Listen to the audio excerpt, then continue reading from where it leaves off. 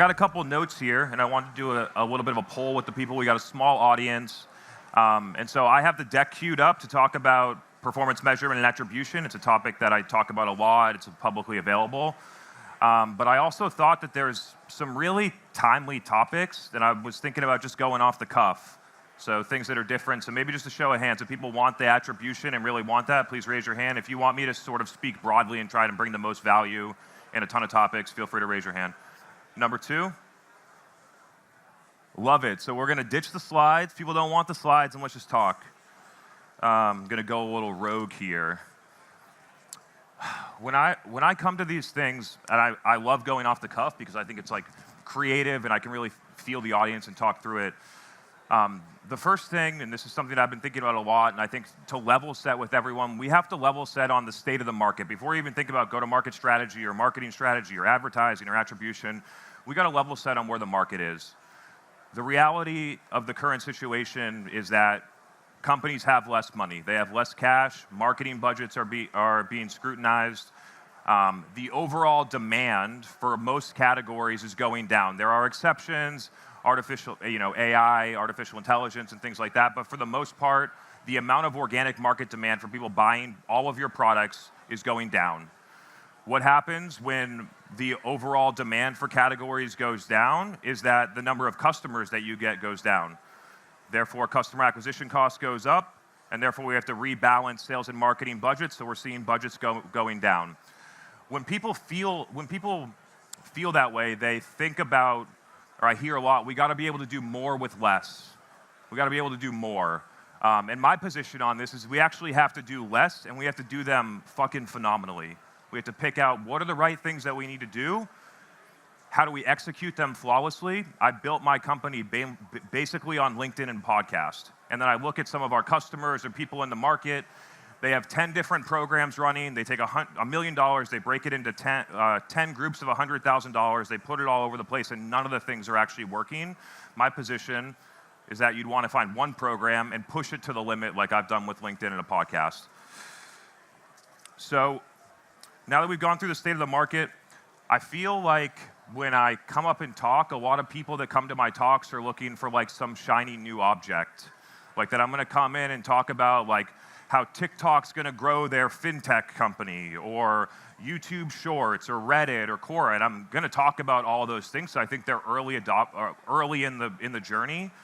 But the reality is that the way to grow your business today is tried and true. It's tried and true. I've been talking about it for years. I'm not gonna belabor the point, but I really want to go through them. What I'm trying to communicate now is what are the things that you can do tactically to drive revenue in the next 90 days? What are the things that you can do? Step 1 is to focus on how do we better convert demand with sales. We already get people to our website. People already fill out a demo form. We're already making cold calls. We're already doing pitches. How do we get more of the people that are already in our funnel into close-won deals? And how does marketing assist with that? Number 1 is to optimize the handoff process between when someone asks for a demo or to talk to sales to the amount of people that actually get into that meeting. There was a recent study that came out between Chili Piper and Nevadic that showed that 97 out of 100 SaaS companies they surveyed do not offer a direct calendar link to book. So a buyer will come into your website, qualified buyer, will actually say, I want a demo. Maybe won't hear back from the SDR team for 2 days, and then if you get 100 demos, on average, only 30 of the 100 that are qualified will actually sit on a meeting with your sales team, which means that 70 qualified buyers asked for a demo and never got one because the follow-up process was not seamless and we didn't make it easy for them. How do we tighten that process? We use a calendar link, so people can come in, they fill out the form, and they can book a meeting with me or someone on our team. And we have an 80% conversion from the demo form into it. So a SaaS company, on average, 30, 40%. Companies that are doing this way are seeing 50, 60, 70% conversion rates to meetings. You can double your pipeline just by fixing this process, and it's basically free. That's one thing. The next thing is to think about how are we going to convert more of our people that we already have on our website into these types of conversions. There's basic website CRO, and I'm not going to pretend that I'm like the best conversion rate optimization person out there. There are people that are very good at testing these things. But we have to be able to figure out, if we have 10,000 people on our website, how are we able to move more people to the action that we want? The next thing, and this is, now we're starting to get into demand capture, right? So demand capture, when people are looking to buy your category or your company, how are we able to get more of those people into a sales meeting? They might be on G2, looking at reviews. They might be in Google doing searches. They might be on your website or your competitor's website. How are we able to get more of those buyers into our funnel? Companies, it might be different, a little bit different now, but in my experience, companies dramatically overspend on search, both organic and paid, but a lot of wasted money on paid. Going into the budget and really scrutinizing how much pipeline are we creating with this campaign, with this keyword, and then being able to recoup a lot of that budget, give it back to the company to improve margin, EBITDA, reduce burn, or to go and take those and reallocate them to programs that are going to actually work. And now I want to get into, I think, what a lot of people sort of came here for, is like, those topics are well discussed. Now, how are we actually going to go out and create new demand? When market demand is declining, how do we actually go out and get people that are not interested or not thinking about buying our product and show them why they should be considering buying the product right now? Part of that's messaging and product marketing and things like that, but a lot of that is actually content distribution, content repurposing, delivery of overall information. And so I'm going to break down 3 strategies that we use to create demand at my company and we help our customers do. So step 1 is an organic thought leadership flow. This is not an SEO strategy. This is not an ebook strategy. It starts with a live event. It could be this. It could be a webinar that I do every week. It starts with a live event. That live event then gets converted into a long-form podcast. The podcast is nice. Then all that stuff gets chopped up into micro video, mainly for LinkedIn. You all know where your buyers are, but for the most part in B2B, we're going to have a lot of opportunity on LinkedIn with video. We create those videos, we distribute them on LinkedIn, which then creates a feedback loop of insights from customers. What do our customers want to hear? What topics are resonating? What's working? People start coming to our events. It creates a community around that, and you start to have this organic flywheel. Just like HubSpot talked about, everyone ran the HubSpot SEO strategy in 2014, 2015, and many companies still run it today. Every B2B company needs to be running this organic thought leadership strategy built for social, not for search. The next thing is focusing on a very specific set of target accounts and running paid distribution on social media channels to distribute content to them. That could be video content, that could be customer stories and case studies, that could be category or product marketing messaging. It could be news that your company produces about the next funding round, about the new pricing and packaging that you released, the new features that you released, and pick the accounts that you really want to go after. Some people will call this an account-based marketing strategy. Pick the accounts that you really want to go after, that you have a high propensity to win, that you have a great value prop that your sales team has already been able to close repeatably, and distribute content to them all the time, an always-on engine. And then there's a relatively new one that we've been testing out at my company. People that follow me on LinkedIn might have started to see it, where we start to take website content that we create and then repurpose it for social. For instance, if your company's big on proprietary data and ebooks, then you could take that ebook, make it into a 5-slide carousel, and then distribute it for an ad, organic, through your CEO's profile, your evangelist profile. So taking website content and bringing that into an organic social flow. Now I want to talk about some of the things that are emerging. Some people might have come for like, what are the next things? I already have the thought leadership strategy. I already am running ABM. What's next for me? Where should I be focused? I'm going to talk about 4 things that we're seeing in the market that are working really well. Number 1 is YouTube Shorts. We're starting to see YouTube Shorts really emerge. In the same way that TikTok, the difference for B2B companies, but when you think about like LinkedIn or website content versus YouTube Shorts, Instagram Reels, and TikTok, is that it's way harder to create content for those platforms. Way harder to create content for a TikTok or a YouTube Short than it is to write a couple sentences and post it on LinkedIn or write a blog. The creative requirements go way up. We're seeing YouTube Shorts work really well by taking the videos, making them vertical that I already create, distributing them on YouTube. At the moment, we're seeing a lot of inbound from SMB, just to be clear. So this is not like it's an organic, broad strategy. At the moment, our early signals are that it's working in SMB.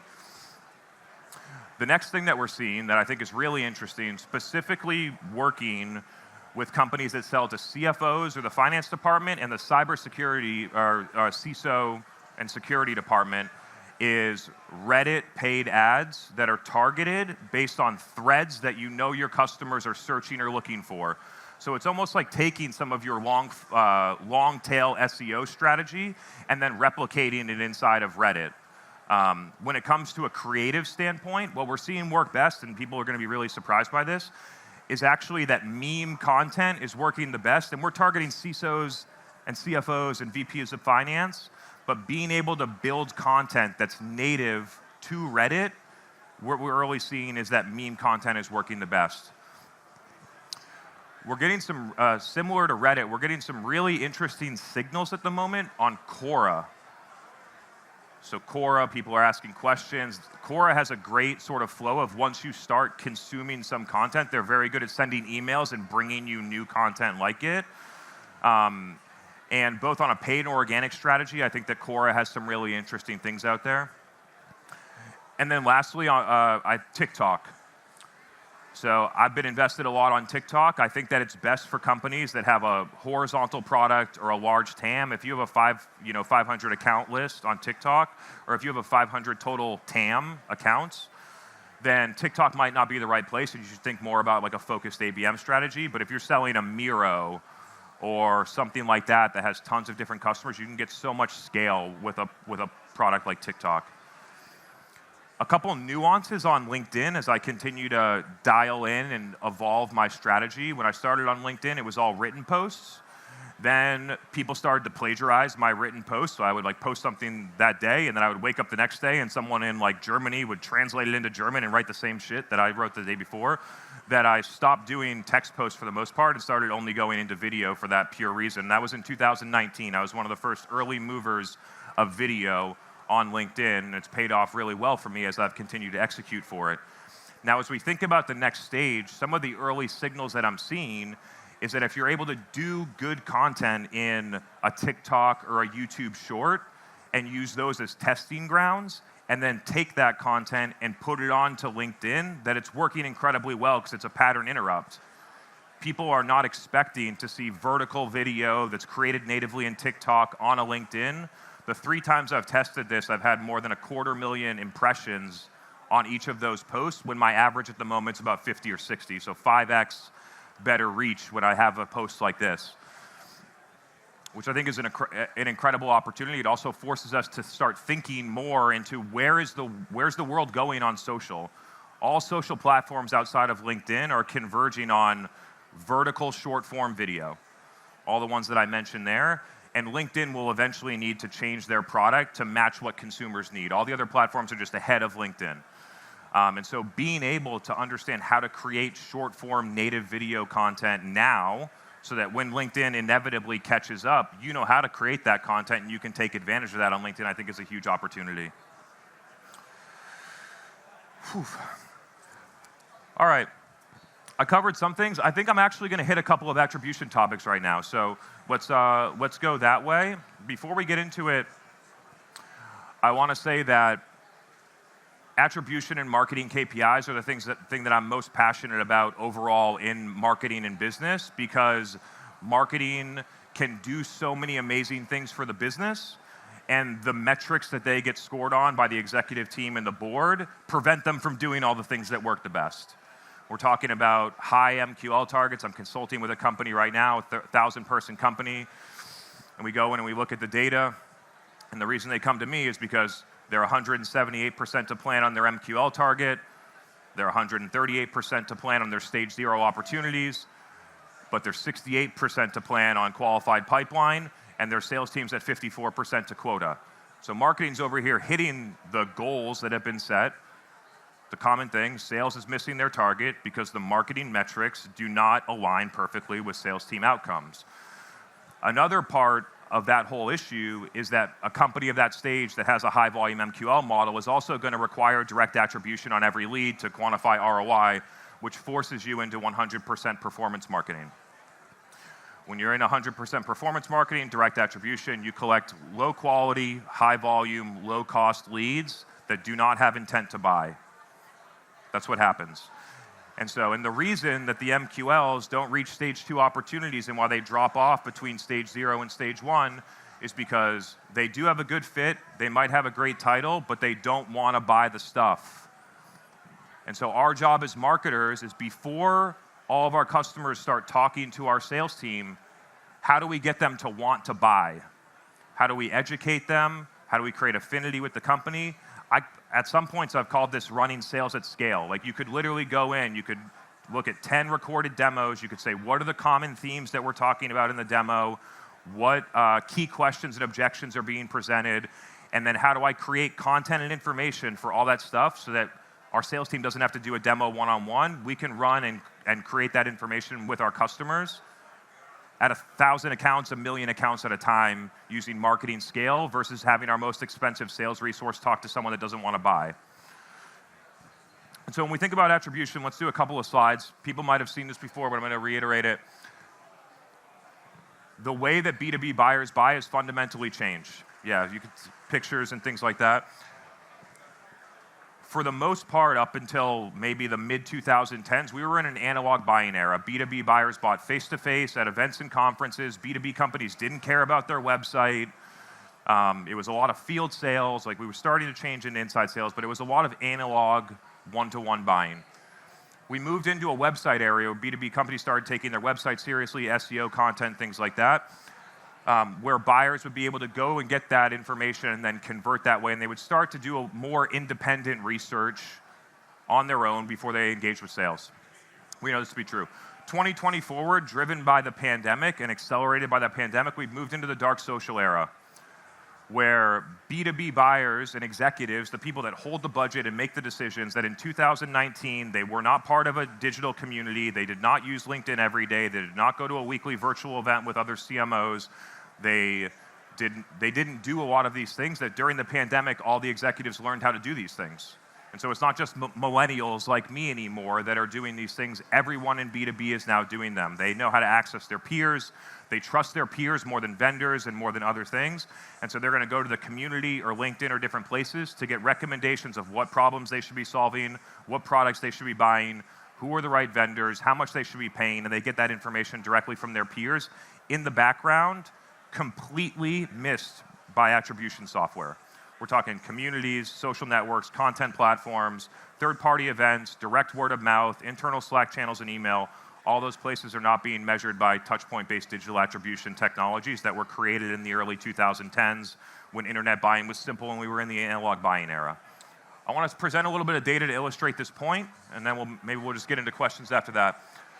We ran a study at my company over a year. During that year, we closed $21.5 million in net new business. So this is not like a small sample size, okay? This is what we look at leads, we look at qualified opportunities, and we look at revenue. This is what it looks like at the lead level when we look at attribution software. Anyone that looks at their data is going to see the same thing. It's heavily skewed toward organic search and direct traffic because buyers pass through Google when they want to buy to get to your website. We added this thing, how did you hear about us? People have heard me screaming from the rooftop. I've heard so many success stories of companies implementing this and getting key insights about programs that they couldn't prove are working, and then all of a sudden their CEO starts seeing qualified leads come through that say, I found you on LinkedIn, or I heard about you on the podcast, and then all of a sudden their CEO and their executive team are bought into new programs that aren't being measured the right way. This is some of the stuff that you get. You get all the stuff that attribution software doesn't tell you, and these aren't cherry-picked. We get these all the time. You get communities like Revenue Collective or Pavilion, podcasts, LinkedIn. Your CEO spoke at the CMX Summit. No surprises here. Gaetano. This is the stuff that you get that you don't get when your attribution software says organic search, direct traffic. We collected that data and then compared the two. So we compared what customers said at the time of conversion against what attribution software was telling us. And this is the difference. So you can see at the lead level, basically way over way overinflated on organic search and direct. And then social media is underrepresented by about 75%. Podcast, word of mouth, and community not covered at all by attribution software. You can see the differences here called out. Organic search is dramatically overreported. I'm going to skip these. Then we look at actual qualified opportunities. And it actually gets even more dramatic. Look at this. Attribution software says organic search is basically driving all of the business. And when customers say it's actually only one customer said that, same trends. And then let's look at the revenue. This is the money slide, 21.5 million ARR. Look at the differences here. It says that 80% of revenue is coming from search. Customers are saying 1%, 3%. Social media, dramatically underreported. Podcast drives 53% of revenue. Attribution software doesn't catch any of it. Word of mouth is driving 21% of our revenue. Attribution software is barely saying anything. How do we know who are the people that are recommending us business? How do we engage with them in partnerships, affiliates, have them on our podcast, collaborate with them? If we know those people, we'll be able to figure out and be able to drive more revenue from it. The conclusion here is that there is a dramatic difference between demand capture, when people are looking to buy what we're doing or what we're selling, where do they go? Google, affiliate sites, G2s. And when they're not looking to buy and we're creating demand, we actually need a different way to measure these programs. Everyone intuitively knows this, that we're not seeing LinkedIn show up enough in our attribution unless we're doing lead gen. We're not like, we killed our podcast after 10 episodes because we weren't seeing any leads from it. This is the unlock, is that the way that we measure marketing right now only measures certain specific tactics that were typically created in the early 2010s.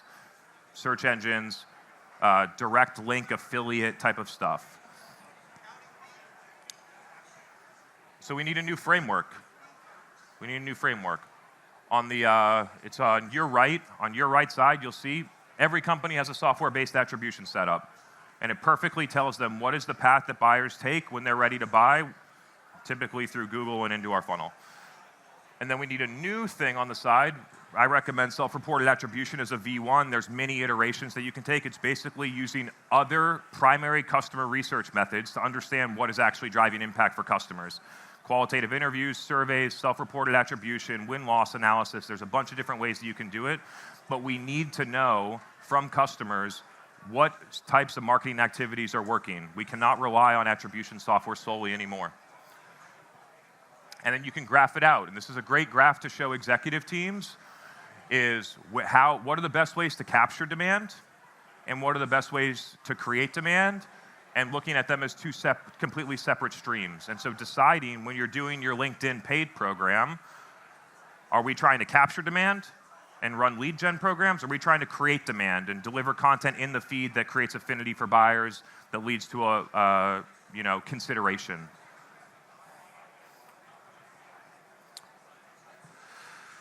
We got 5 minutes left. I think that Q&A is part of the most valuable. I sort of went in a bunch of different directions there and tried to pack as much as I could in my 25-minute talk. So if people have questions, something that you're working on, something in the talk that you want to clarify, would love to maybe take a couple of questions from the audience. Cool. Go ahead. You didn't mention email marketing newsletters, and that seems to be like everybody's got a newsletter today. So I asked you, what's your opinion on the newsletter? So I love email. I think email is a great strategy. It just can't be the only strategy.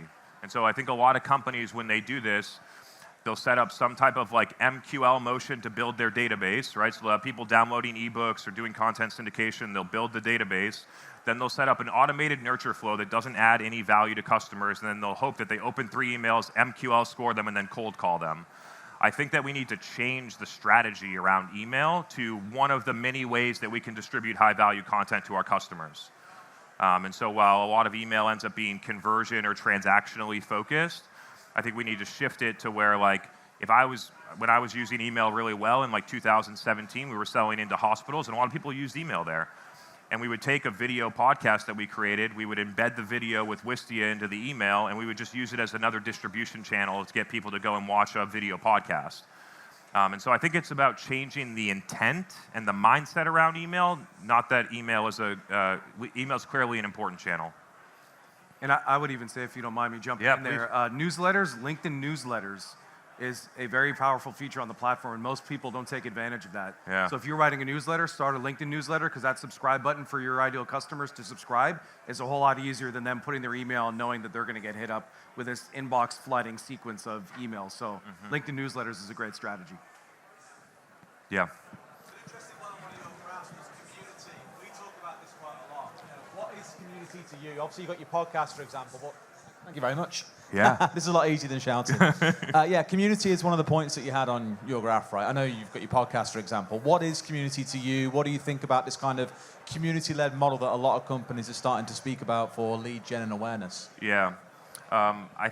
You can look at it as two different ways. So originally, when I was doing this, I actually looked at it like a group of people that are centered around a movement about where the world is going, regardless of where they hang out, right? So whether the people wanted to attend my live Zoom event or listen to the LinkedIn content or read it on our blog or our email, the people are involved in the community without it being like a Slack channel, right? And then as the 2.0, you actually want to be able to aggregate those people so that they can help each other as they work. And so we've established a Slack channel, and we're going to actually move it into a different platform in the future.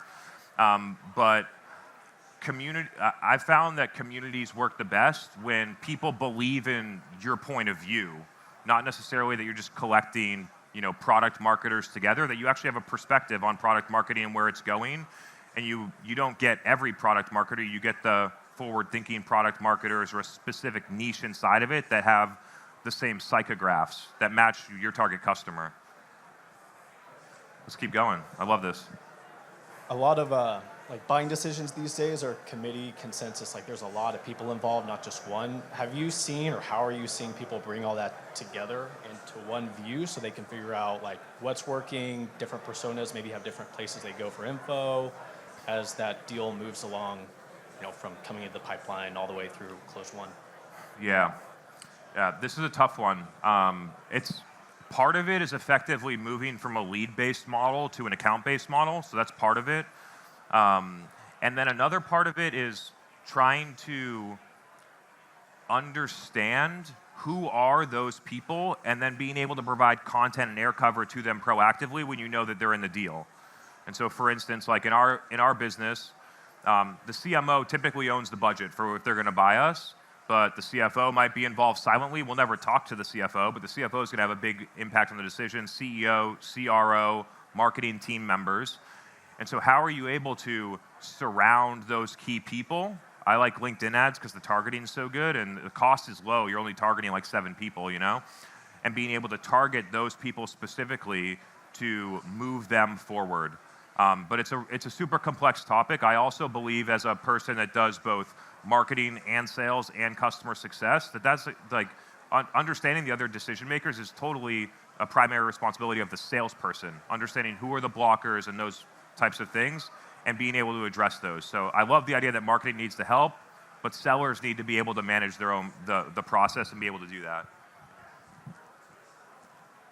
You got time for one more, or are we over? Yeah, we got time for one more? Yep. Okay. Oh. I'll repeat the question, or Mike's right there. So self-reported attribution's tedious. How do you sort of operationalize it so it's not just a guy, exporting Salesforce data, bringing it into Google Sheets, and then it takes 2 hours, 4 hours? I'm sure you've come up with a way to operationalize it. Sure have. Yeah, so I personally installed this on our website. I was on a flight, and I was like, we keep running into this issue. We need to figure out how to solve it. I'm putting this on our form and seeing what happens. And we collected that data, and I was looking at a spreadsheet just like you said, and then started to see the patterns and then build automation inside of HubSpot, right? So we have a how did you hear about us field where it's the raw text that someone puts in. And then we have automation that's looking for, did they say podcast? Did they say revenue vitals? Did they say state of demand gen? Did they say a person's name? And we look for those words and then automatically categorize them into the buckets that I showed. So you can just look at does the text match? Does it say podcast or other things? And then group it into podcast. It'll get you 95% of the way there, and it's basically free. And then you can manually clean up the other ones and add more automation. So that's like a Rev 1, and I built that in less than a day, and it makes it so people say, oh, we can't run self-reported attribution because we get 5,000 conversions a month, right? There's too much volume, we're not going to know what to do. And this is a way to resolve it. Another thing that I'll say, and is emerging, and I haven't talked about much, is that I believe that AI will be very, very, very good at sentiment analysis. And I believe that if we're able to feed it all of those responses in a sheet, that it'll be able to come back to us with a pie chart or a graph or a sentiment about what are the places that what are the things that people are seeing that would remove the manual analysis. So my hope is that one area that AI can help with is in analyzing these things. As a side note, we built a Salesforce app that does all of this automatically. So not only at the leader contact level, but then connecting it to opportunities, tracking it all the way to revenue, and managing both demand capture and demand creation attribution. That's in a beta right now. Thank you. Awesome. Great. Cool. Hey, Thanks everyone. yeah, Love that you were here. If anybody wanted to ask you, because there's probably some more questions and some came in here, how can people reach you and Yeah, questions? I'll hang around here for about 30 minutes over here. So if you all want to talk about something more specific or you didn't feel comfortable asking the question in public, feel free to find me over there. I'd love to chat. Okay, awesome. Thanks, Fantastic. Fantastic.